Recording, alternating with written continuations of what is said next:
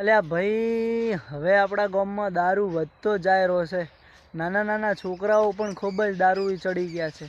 તો મારા સમાજના ભાઈઓને હું એટલું કહેવા માગું છું કે આ જે ડીજેના લગ્નના ખર્ચાઓના જે તમે નિયમો બનાવ્યા છે, જે ડીજે બંધ કરાયું છે, તો હવે આપણે એક નાનકડો નિયમ ફરીથી કરવાનો છે.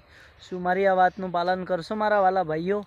તો હવે આપણા જે આ આજુબાજુના ગામડાઓમાં જે દારૂનો વેપાર થાય છે એ દારૂ આપણે બંધ કરાવવાનો છે, જેથી આપણી આવનારી પેઢી પણ સુખીથી જિંદગી જીવશે અને આપણે અત્યારે નાના નાના છોકરાઓ જે દારૂના રવાડે ચડે છે એમની જિંદગી પણ સુધરી જશે. તો મારા ભાઈ, મારા સમાજવાળા ભાઈઓને હું એટલું કહેવા માગું છું કે અમુક મુદ્દાઓ ઉપર તમે વિરોધ કરી રહ્યા છો સમાજવાળા, એ લોકોને હું કહું છું કે હવે તમે વિરોધ કરો દારૂનો, જેથી તમને સપોર્ટ પણ આખું ગામ કરશે, આખું ગુજરાત કરશે ને આખી આપણી સમાજ તમને બધાને સપોર્ટ કરશે.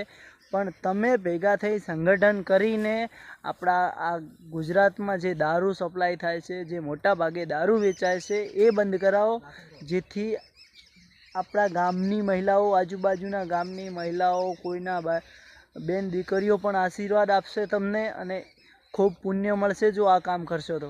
કારણ કે આ દારૂના લીધે તો કેટલા લોકોના ઘર ઉજળી ગયા છે ને કેટલા લોકોના ઘર ઉજળવા પણ બેઠા છે. બસ એટલું ટૂંકમાં કહું છું.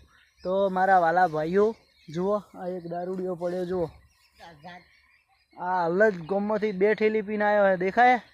એટલે મારા ભાઈ, હું તમને પૂછું, હજુ સમય છે.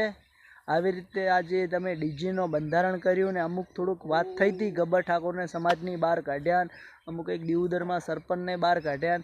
તો મારા વાલા, હવે આ દારૂ ઉપર એવો બંધારણ લગાવો, એવો નિયમ લગાવો, એવો મુદ્દો મારો કે 1,51,000 રૂપિયા તો દંડ લેવાનો અને 5 વર્ષ માટે એને સમાજથી બહાર કાઢવાનો જે દારૂ પીવે એ. અને જે દારૂ ગાળે ને એને તો બિલકુલ સમાજમાં નહીં લેવાનો, એના ઘરે જવાનું નહીં, એના ઘરે આવવાનું નહીં. એવો નિયમ કરો, તાણે આપણા ગુજરાતમાંથી દારૂ જશે. વિડીયો ગમે તો કમેન્ટ કરજો વાલા મિત્રો. જય જવાન જય કિસાન મારા સમાજવાળા ભાઈઓ.